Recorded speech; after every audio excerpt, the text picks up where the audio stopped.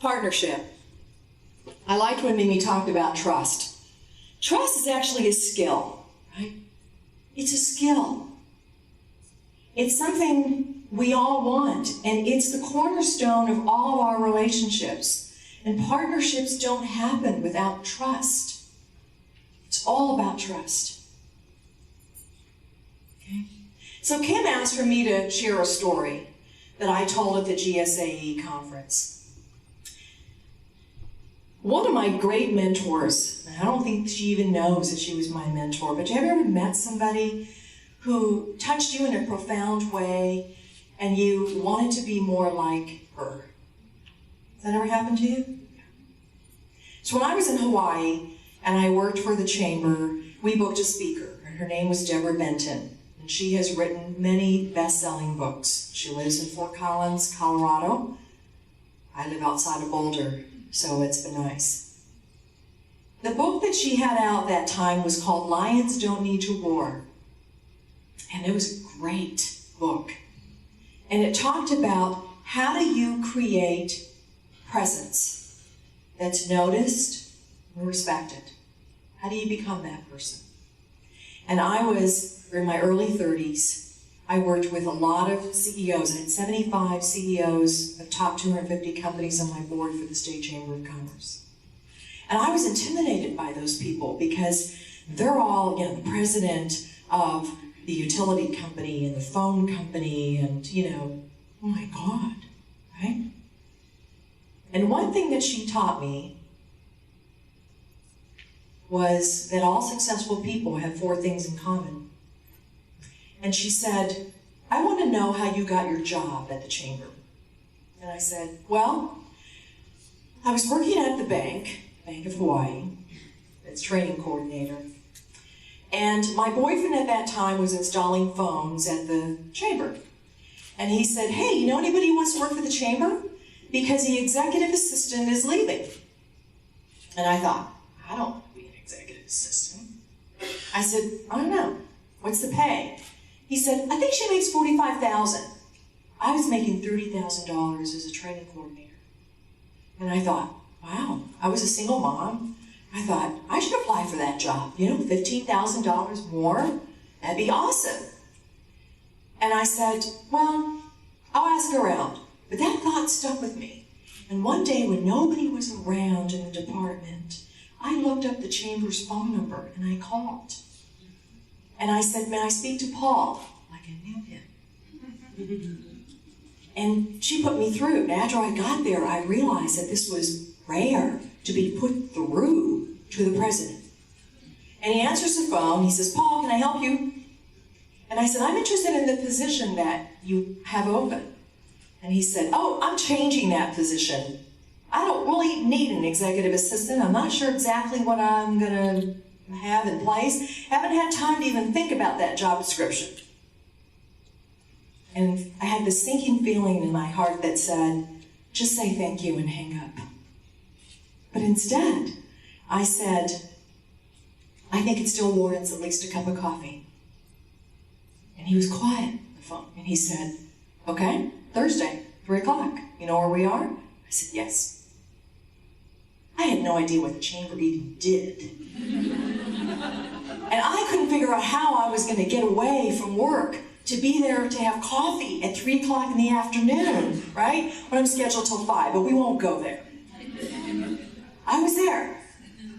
And I walked in and he sat down with me and he said, well, like I said on the phone, I'm totally going to redo the job. I have no idea what I'm looking for.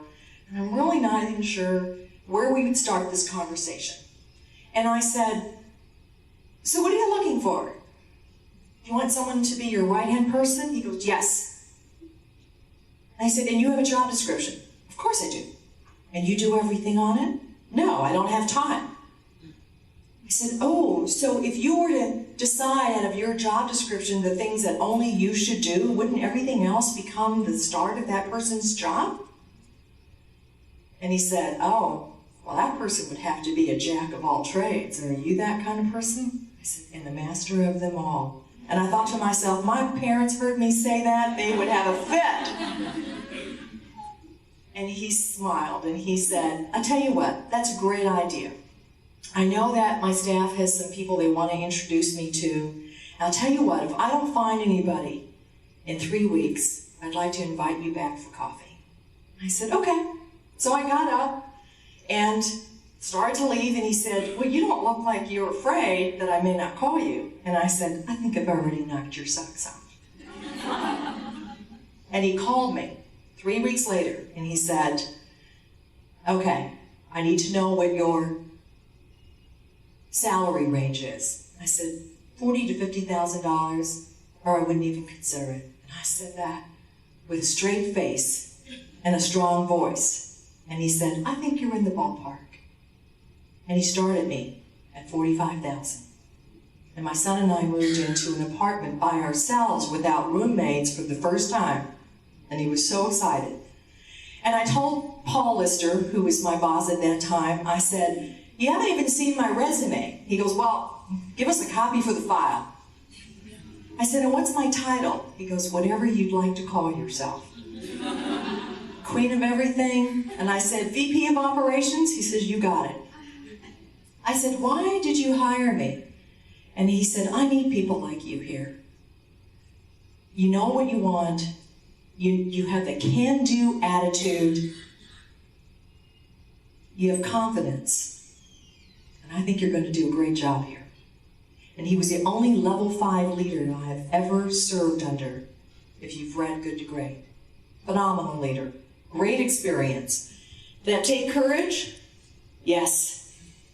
But more importantly, Paul trusted me from the very beginning. How do you create that sense of trust? You have to create a partnership with your boss. You're not in it alone. How does that work? You have to learn to see the big picture. Don't get caught up in the weeds, right? What I call myopic types of things. Know the big picture. Know your boss's goals and challenges. How do you find that out if you don't know? You ask. What do you need to achieve or accomplish this year? And what challenges do you have in doing so? Because I guarantee you it keeps him up at night. That's all he's thinking about. Why? Because in order for him to be successful or she to be successful, that's what they have to do, right? Understand expectations, right? What do you expect from me? What do you expect from this project? And know that up front so that you can do it. Get together regularly and plan for the meeting. Come in with your own questions and ask. Okay? Don't come in there and just expect that it's going to be one way. And that's something that Deborah Benton taught me. She said, you want to work with execs, okay? And you're always doing, here's me and here's them. She goes, you know what? They kind of do this to you. You know how they respect you? When you act like a leader. When you look them in the eye. When you're honest and confident.